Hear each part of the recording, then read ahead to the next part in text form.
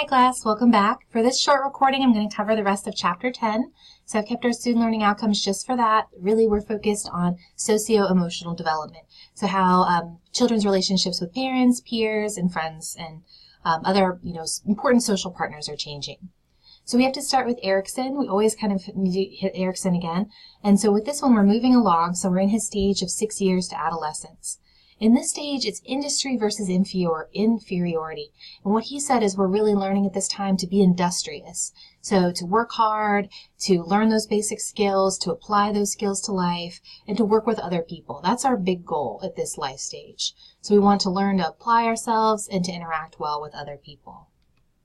So the aspects of the self that are developing at this age are really pretty comprehensive. We're developing a better self-understanding, so knowledge of who we are.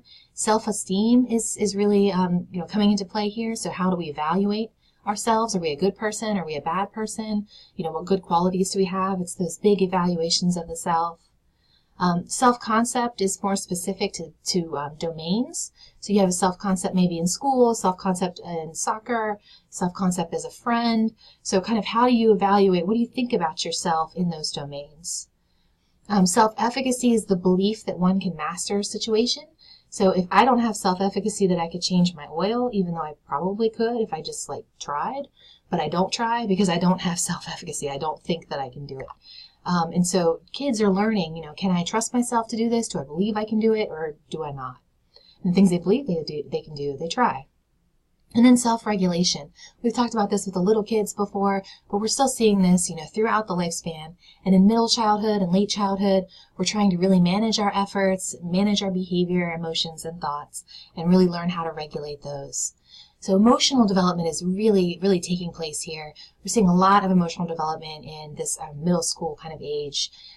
We're better at understanding emotions, better able to cope. Understanding and feeling empathy for other people. The coping is huge, though, because we're really having a lot of these peer relations at this point. Peers are becoming really, really central to us. And we have to learn, if somebody looks at me wrong, how do I cope with that? If someone tells me they don't want to be my friend anymore, how do I cope with that? So they're really learning to kind of handle these things better and to conceal those emotions. So maybe someone tells me they don't want to be my friend, instead of sobbing, running away, instead, kind of concealing that inside until I can talk to my dad about it or whatever it is, but I'm not showing it on my face that I'm mortified. So this topic is one that's a little bit, off the beaten path for emotion, but this is morality. And so with Kohlberg was a theorist, and he wanted to understand how it is that people reason about specific issues, and really how they use their morality to understand specific issues. There's a YouTube video linked here that will go over Heinz's dilemma, but really what the dilemma is about is there's a man, his wife is dying of cancer. There's a drug that could save her, but it's really expensive. He asked the pharmacist, can I have the drug? Can I help pay for it over time? Are there any avenues to get this drug? Pharmacist says no, so what should the man do? So that's really the dilemma there.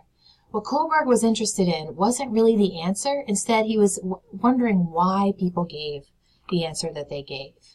So he said the littlest kids, the youngest people, often rationalized at this pre-conventional level. That was their reasoning. So it was all about punishment and reward. So yeah, you shouldn't steal the drug because you'll go to jail.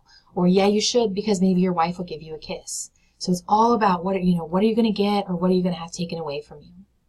Most people are in the next stage, though. So this is a lot of older children and adults are in that conventional. So we say, yes, you should steal it because we, as a society, value human life, or no, you shouldn't because we don't want to break the law as a society. So it's all about those social norms.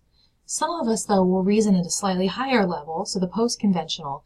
With that, it's personal moral codes. So these may be based on one's religion, one's personal life experiences, but you're relating to those rather than just social norms or punishment and reward.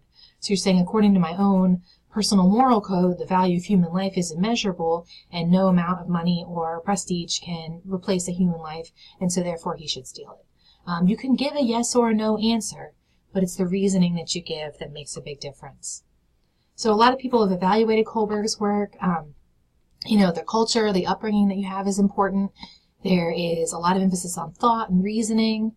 One theorist, Carol Gilligan, thought it was more about Gender, so care versus justice. She thought women would reason more about care, but men reason with care, women reason with justice. So this wasn't exactly the case. So it's not that all men will say, oh, it's only on logic, and women will say, oh, it's only on the care that I owe to someone else.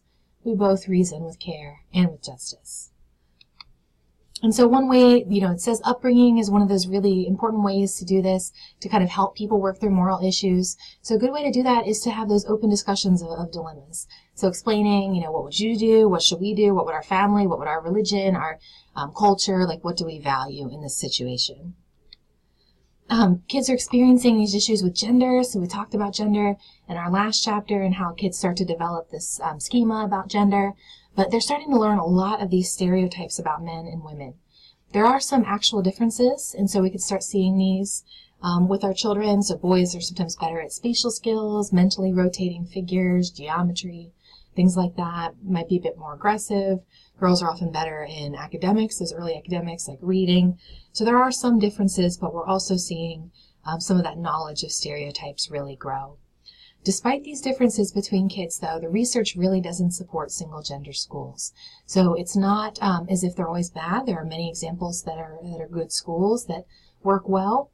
But, there's been people who's tried to say that boys and girls are so different that they couldn't possibly be educated in the same environment. And that's not really what developmental psychologists feel is true due to their research.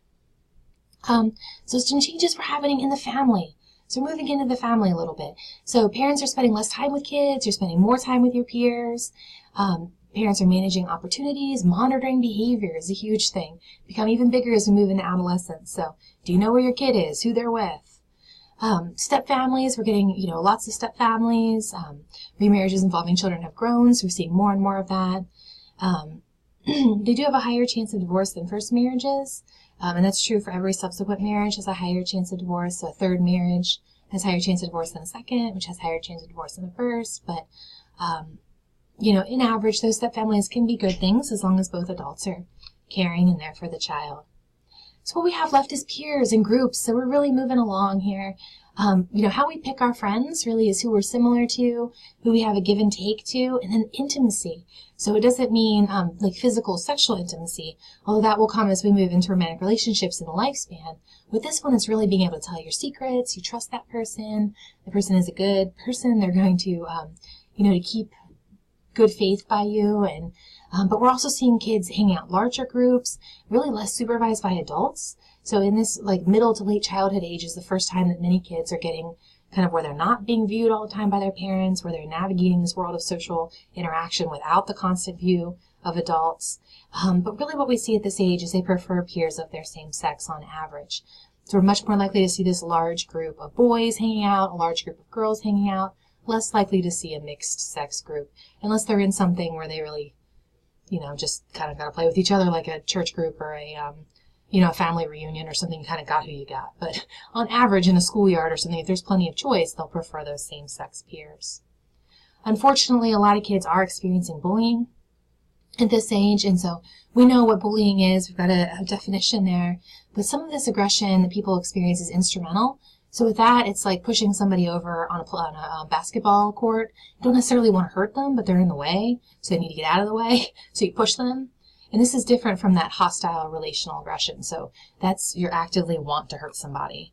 And then cyberbullying. So this is a big issue developmental psychologists are still trying to really learn a lot about, but we know that it's impacting kids.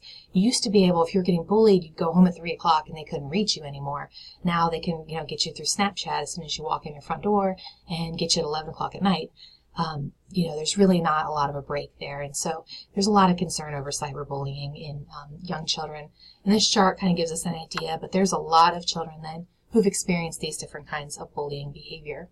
And obviously we know bullying can have negative effects.